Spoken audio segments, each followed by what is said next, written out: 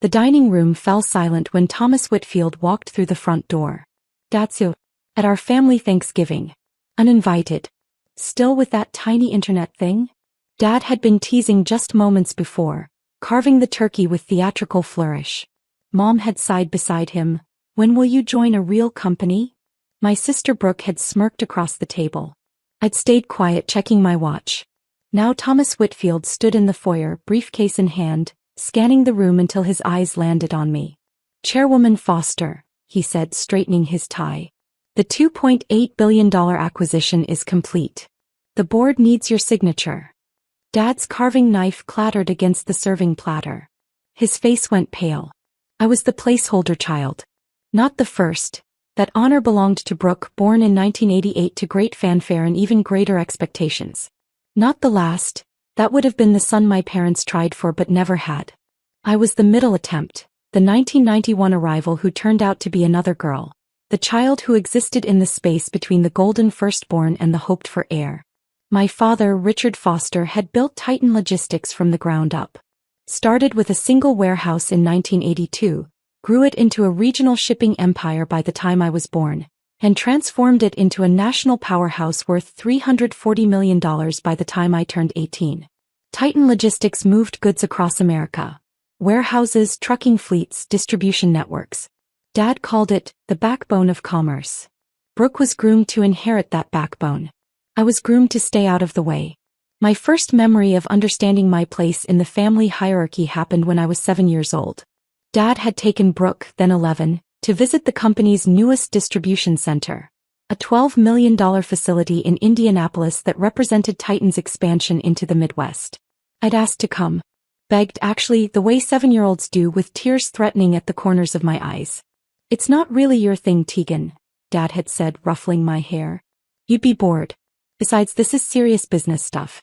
Brooke needs to learn how the company works." "I want to learn too. Maybe when you're older." I wasn't invited when I was older. I was never invited at all. Instead, I spent that Saturday with Mom, who took me to a craft fair and bought me a journal. "For your stories," she said. "You're the creative one, Tegan. That's your gift." I wrote stories. Brooke learned logistics. The paths were set before I turned 8. The second memory crystallized when I was 12. By then, I discovered the internet, specifically the emerging world of e-commerce. It was 2003, and while most kids my age were playing video games, I was fascinated by how businesses operated online. I'd started a small venture selling handmade bookmarks through a rudimentary website I'd built myself. I made $347 that year. For a 12-year-old, it felt like a fortune. I showed Dad my spreadsheet, actual revenue tracking, customer data, profit margins. I'd taught myself basic accounting from library books. He'd glanced at the numbers, then back at the financial report he'd been reviewing. Titan Logistics had just crossed $50 million in annual revenue. "That's cute, Tegan. Real entrepreneurial." He returned to his work. "But you know, Brooke just completed her first internship at the warehouse. She's really understanding the supply chain now." Brooke was 16. Her internship had involved shadowing an operations manager for 2 weeks during summer break. My $347 business disappeared into the noise of my family's expectations. The third defining memory happened when I was 19. I'd been accepted to Stanford, not for business, which Dad had suggested, but for computer science.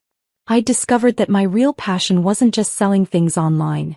It was building the systems that made online commerce possible. The scholarship covered 80% of tuition. I needed help with the remaining $23,000 per year. "Stanford's a fine school," Dad said when I presented my case. "But computer science, that's not going to help you in the real world, Tegan. Brooke's getting her MBA at Wharton. That's practical. That's useful. Computer science is useful. The internet is going to. The internet's a tool, sweetheart. Not a career." He'd written a check anyway, but not for Stanford. For the state school 40 minutes from home, where I could stay close to family and figure things out. I went to Stanford. I took out loans. I worked 3 jobs. And I never asked my parents for money again. By 22, I'd graduated with dual degrees in computer science and economics, $94,000 in debt, and a startup idea that my professors called ambitious, and my family called another little internet thing. That startup. a logistics optimization platform I'd developed based on everything I'd observed growing up in the shadow of Titan Logistics, was called Velocity Systems. Within 5 years, it was worth $180 million. Within 8 years, $890 million. By the time I turned 32, Velocity Systems had merged with 3 other tech companies to form Apex Logistics Technology, a holding company I controlled through 67% ownership. Combined valuation, $2.3 billion. And nobody in my family knew. To them, I was still Tegan with her tiny internet thing. Still the creative one. Still the placeholder child who'd never quite found her footing in the real world of commerce. They had no idea that the real world of commerce had shifted beneath their feet, and I was the one who'd engineered the earthquake. Thanksgiving at the Foster family estate was, as always, a production. The house itself announced old money, or at least the appearance of it. A 7-bedroom colonial in Connecticut, purchased when Titan Logistics first turned profitable, maintained with the kind of aggressive perfection that suggested Mom had hired a staging company rather than a cleaning service. I'd arrived that morning, driving the same Honda Civic I'd owned for 6 years.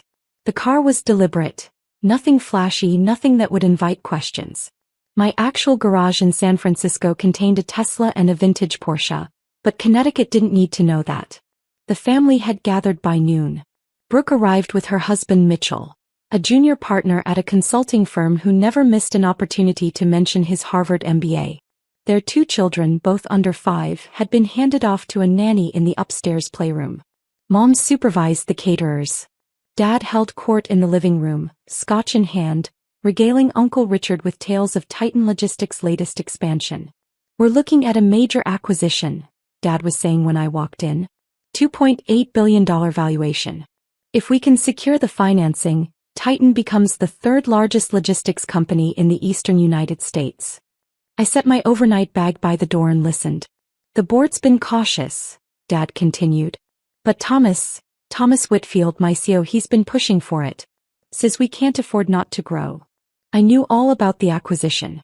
I knew about it because I'd been orchestrating it for the past 14 months. What Dad didn't know, what nobody at Titan Logistics knew, was that the company acquiring them wasn't a competitor. It was me. Apex Logistics Technology, through a subsidiary called Northern Star Holdings, had been quietly purchasing Titan stock for over a year. Combined with the institutional investors I'd personally recruited, I now controlled 71% of Titan Logistics voting shares. The acquisition Dad was celebrating? He was the target. "Tegan." Mom spotted me from the kitchen doorway. "You made it. How was the drive?" "Fine, Mom." "Still driving that old Honda?" "Brooke and Mitchell just got a new Range Rover. Mitchell says it's the safest car for the children." Mitchell across the room nodded smugly. "The Honda runs fine." Dinner proceeded through its predictable arc. Turkey was carved. Wine was poured. Conversation centered on Brooke's latest promotion, Senior VP of Operations at Titan, reporting directly to Dad, Mitchell's clever investment strategies, and the grandchildren's preschool achievements. Nobody asked about my work. They already knew, that tiny internet thing. Not worth discussing. Then came the question.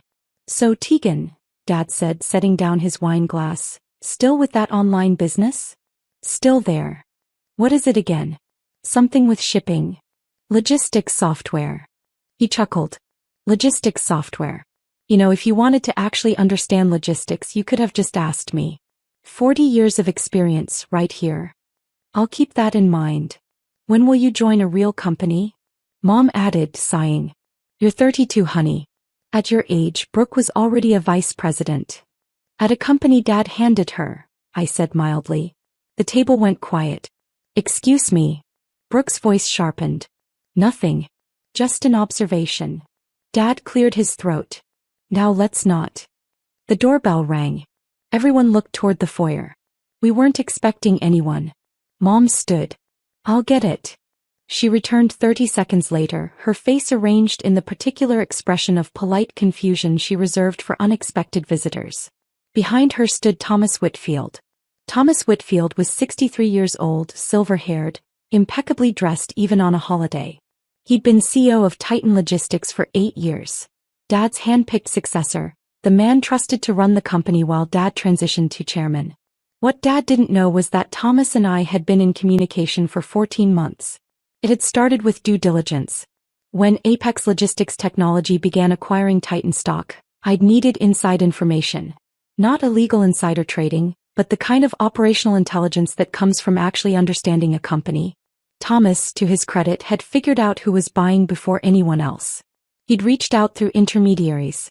We'd met in person twice in San Francisco. He'd asked questions. I'd answered them. By the end of our second meeting, Thomas Whitfield understood exactly what was happening and had made his choice. He would stay on as CEO under new ownership. In exchange, he'd help ensure the transition went smoothly. The acquisition had closed that morning. Thanksgiving Day. The timing wasn't accidental. Thomas. Dad rose from his chair, surprise and concern warring on his face. What are you doing here? Is something wrong with the deal? Thomas stepped into the dining room, briefcase in hand. His eyes swept across the family. Mom, Brooke, Mitchell, Uncle Richard and Aunt Patricia, the various cousins who'd gathered for the holiday, before settling on me. Good evening, everyone. I apologize for interrupting your celebration. He straightened his tie. Chairwoman Foster, the $2.8 billion acquisition is complete. The board needs your signature on the final transfer documents. The silence that followed was absolute. Dad's carving knife, still in his hand from earlier, slipped and clattered against the serving platter. Turkey juice splattered across the white tablecloth. Chairwoman Foster. Mom's voice came out as a whisper. Thomas set his briefcase on the sideboard and produced a leather portfolio. Ms. Foster, Tegan Foster, is the majority shareholder of Apex Logistics Technology, which as of 3 p.m. today owns 71% of Titan Logistics voting shares. She's also the chairwoman of Apex's board, which means she's now the effective owner of this company. Brooke's wine glass tumbled from her fingers. Red liquid spread across the tablecloth like a blood stain. That's impossible, Dad said, but his voice had gone hollow. The acquirer was Northern Star Holdings, some private equity firm out of Delaware. Northern Star Holdings is a subsidiary of Apex Logistics Technology, Thomas said. The corporate structure was designed to maintain confidentiality during the acquisition process. Quite common in deals of this magnitude. But Tegan runs some kind of internet startup. Dad turned to me, his face cycling through confusion, disbelief, and something approaching fear. You sell software. You told me you sell software. I do sell software, Dad. Logistics optimization software. The same software that Titan Logistics licensed 3 years ago to improve your shipping efficiency. Another silence. Wait, Brooke said slowly. Velocity Systems. That's your company. That's one of my companies. But Velocity Systems is worth $890 million at last valuation. But Apex Logistics Technology, the holding company I formed from Velocity and 3 other acquisitions, is worth $2.3 billion. Kept my voice level. And as of this afternoon it's worth $2.3 billion plus whatever Titan Logistics is worth. Minus the premium I paid, of course. Thomas Whitfield produced a tablet from his briefcase. For context, the board voted unanimously to approve the acquisition. The institutional shareholders were enthusiastic. Apex's track record with logistics optimization is exceptional. Employee retention packages have been guaranteed for all current staff. All current staff, Brooke repeated. What about executive leadership? That's subject to review by the new chairwoman. Thomas glanced at me. Ms. Foster has indicated that all personnel decisions will be made on merit. Dad sank into his chair. The color had drained from his face entirely. You bought my company. You actually bought my company. Technically, I bought the shareholders' company. You own 12% of Titan Logistics, Dad. The other 88% belongs to investors who were happy to sell at a 34% premium. But I'm the chairman. You are the chairman. As of 3 p.m. today, the board has been restructured. You've been offered a position as chairman emeritus, an advisory role with a $600,000 annual compensation package and an office in whatever location you prefer. Uncle Richard's fork clattered against his plate. $600,000 for an advisory role? It's a generous package, Thomas confirmed. More than generous, given the circumstances. The dining room had transformed into something unrecognizable. Where moments ago there had been a family Thanksgiving, turkey and traditions, the familiar hierarchies of parent and child, successful and struggling. Now there were documents spread across the tablecloth, lawyers on speakerphone, and a power structure that had inverted completely. I hadn't moved from my seat. Hadn't raised my voice. Hadn't done anything except answer questions as they came. "Miss Foster," Thomas said, handing me a pen, "we need your signature on 3 documents. The asset transfer, the board restructuring, and the employment continuity guarantees." I signed while my family watched. "How long?" Mom's voice was barely audible. "How long have you been, this? Building the company?" 12 years. "Planning this specific acquisition?" 14 months. I set down the pen. I started Velocity Systems in my Stanford dorm room with $2,400 in savings and a maxed-out credit card. By the time I turned 25, we had $12 million in revenue. By 30, $180 million in valuation. "We never knew," Dad said almost to himself. "You never said anything." I said plenty. "You weren't listening." Thomas produced another document. "There's one more matter to address. The board has requested a formal review of executive compensation at Titan Logistics. Some irregularities were identified during due diligence." Brooke's head snapped up. "What kind of irregularities?" "Primarily in the Senior VP of Operations Division. Expense reports that don't align with company policy. Consulting fees paid to firms owned by relatives of executives. That sort of thing." Mitchell went very still. "My team will conduct the review over the next 30 days, I said. "Anyone found in violation of company policy will be subject to appropriate consequences. Up to and including termination." "You're going to fire your own sister?" Brooke's voice cracked. "I'm going to conduct a fair review. If you've done nothing wrong, you have nothing to worry about."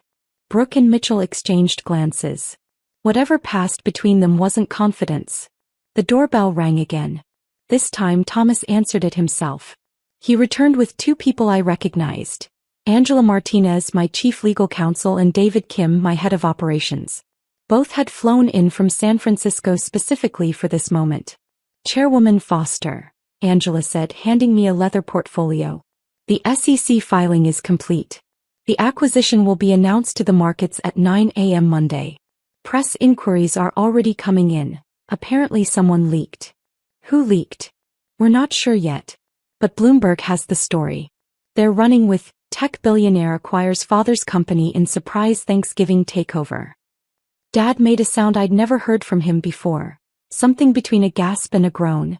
"Tech billionaire," Aunt Patricia repeated. "Tegan is a billionaire?" "Forbes estimated her net worth at $1.4 billion last year," David said. "The Titan acquisition will likely push that closer to $2 billion, depending on market response." Cousin Derek dropped his phone. It bounced off the table and landed screen first on the hardwood floor. "The Thanksgiving takeover," Mom said faintly. "They're calling it the Thanksgiving takeover. Media loves a narrative." I stood, gathering the signed documents. "Angela, please ensure the employee communications go out first thing Monday. I want our people, Titan's people, to hear from us before they hear from the press." "Already drafted. David approved the messaging this morning." "Good." I turned to Thomas. "You'll stay on as CEO as we discussed. But I want weekly reports for the first quarter. No surprises." "Understood, Chairwoman." My father hadn't moved. He sat in his chair at the head of the table, the patriarch's position he'd occupied for every family gathering I could remember, looking at me like he'd never seen me before. Because he hadn't. Not really. Immediate consequences. The evening continued in a strange, suspended state. Angela and David had set up a temporary command center in Dad's study. Ironic, given the circumstances.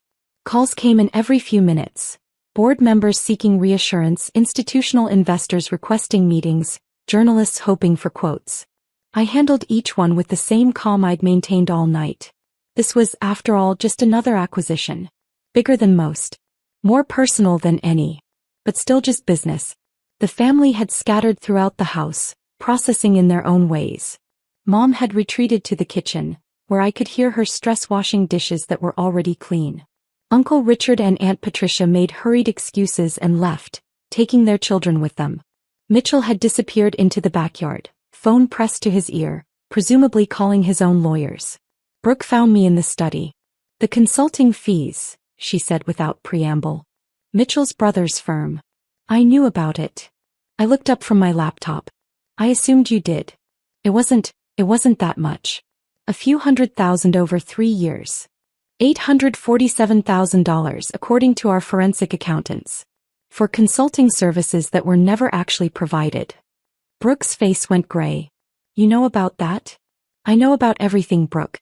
I've had 14 months to review every line item in Titan's financials. The consulting fees.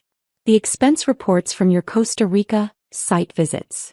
The company credit card charges at Neiman Marcus that were coded as office supplies. She swayed slightly. Sit down before you fall down. She sat. I'm not going to pursue criminal charges, I said. The amounts aren't worth the publicity, and honestly I don't want to see my sister in prison. But I am going to require full restitution. $847,000 from you and Mitchell, returned to the company within 60 days. We don't have. You have a house worth $2.3 million and a portfolio of investments Mitchell likes to brag about at every family dinner.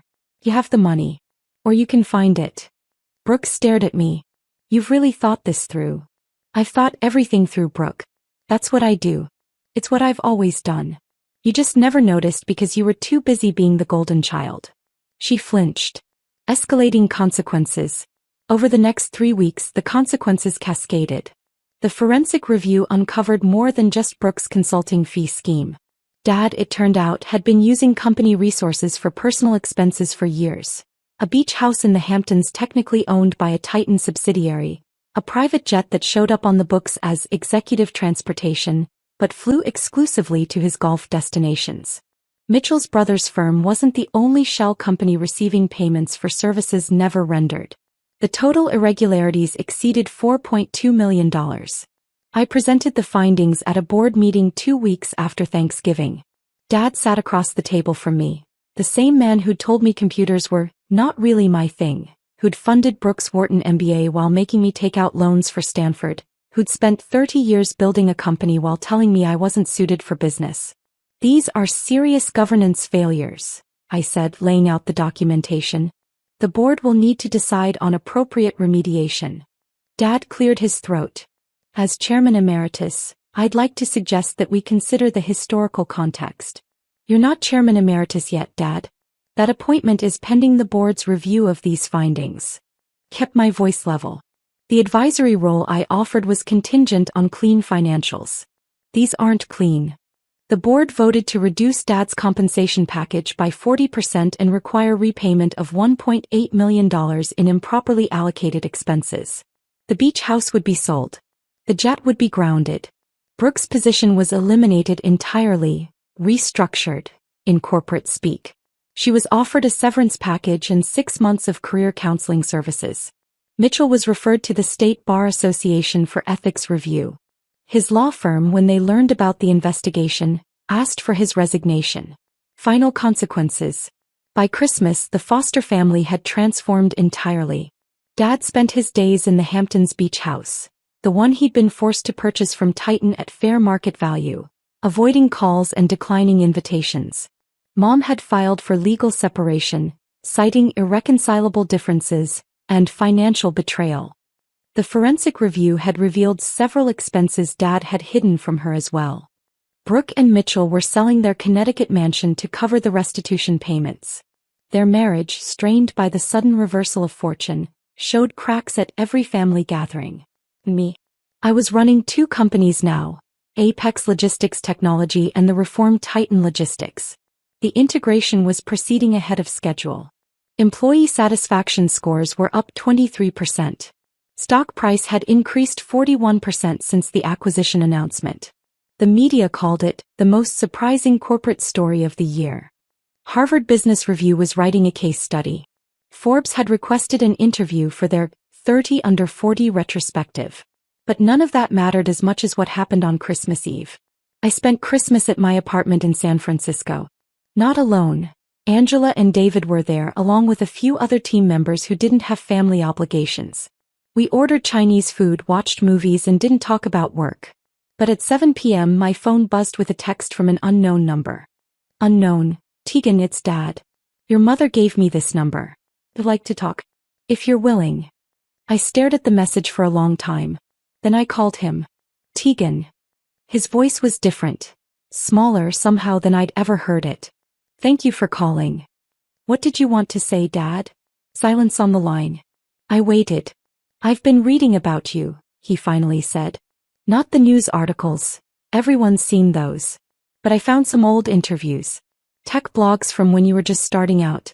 A profile in Stanford's alumni magazine from 2018. I remembered that interview. I talked about growing up watching my father build a company, about how logistics was in my blood even if no one recognized it.